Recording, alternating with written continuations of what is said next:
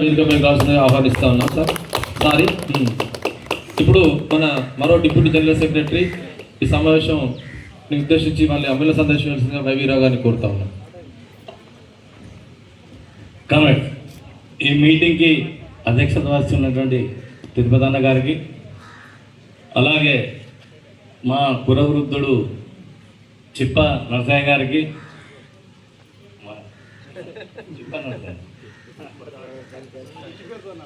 అలాగే deputy general secretary మడ్డి ఎల్లయ్య గారు, మన ముఖ్య అతిథి సీతారామయ్య గారు.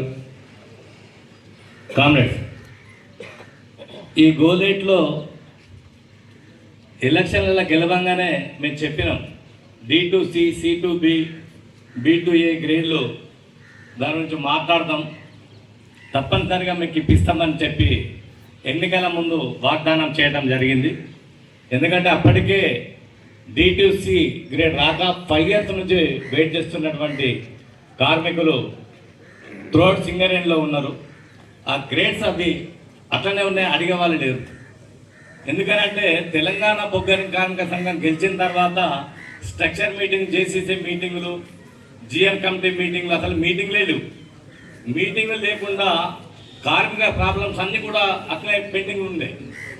ఏఐటీసీగా మేము గెలవంగానే తప్పనిసరిగా మీటింగ్లు పెడతాం, ప్రాబ్లమ్స్ మాట్లాడతాం, అవసరం అనుకుంటే దాని మీద గొడవలు చేస్తాం, అవసరం అనుకుంటే సమ్మె కూడా చేస్తామని చెప్పి మేము ఏదైతే మాట ఇచ్చినామో అదే మాట ప్రకారం స్ట్రక్చర్ మీటింగ్లో EP ఆపరేటర్లది D2C, C2B, B2A వాటి కోసం సీతారామయ్య గారి ఆధ్వర్యంలో మా 8 మంది కమిటీ మెంబర్స్ కూర్చొని ఫస్ట్ డిమాండ్గా పెట్టినాం.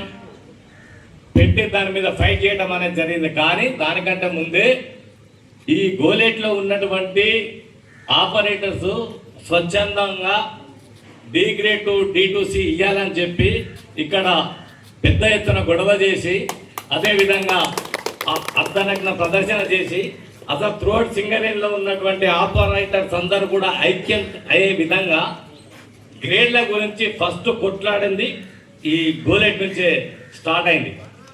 దీని తర్వాత RJ రీజన్లో ఉన్నటువంటి పిల్లలందరూ కూడా దాని మీద బ్లాక్ బ్యాడ్జెస్ పెట్టి ధర్నాలు చేసి మెమోరాండాలు ఇచ్చి టోటల్ త్రోట్ సింగరేణిలో EP ఆపరేటర్లది కదలిక తీసుకొచ్చింది ఈ గోలేట్ నుంచి. గోలేట్లో ఉన్నటువంటి ఈ D గ్రేడ్ ఆపరేటర్స్ మీ స్పందనే త్రోట్ సింగరేణిలో కదలిక వచ్చి అందరూ D గ్రేడ్ వాళ్ళు కూడా మా ఆఫీసులకు వచ్చి వాళ్ళు లెటర్స్ ఇవ్వటం అనేది జరిగింది.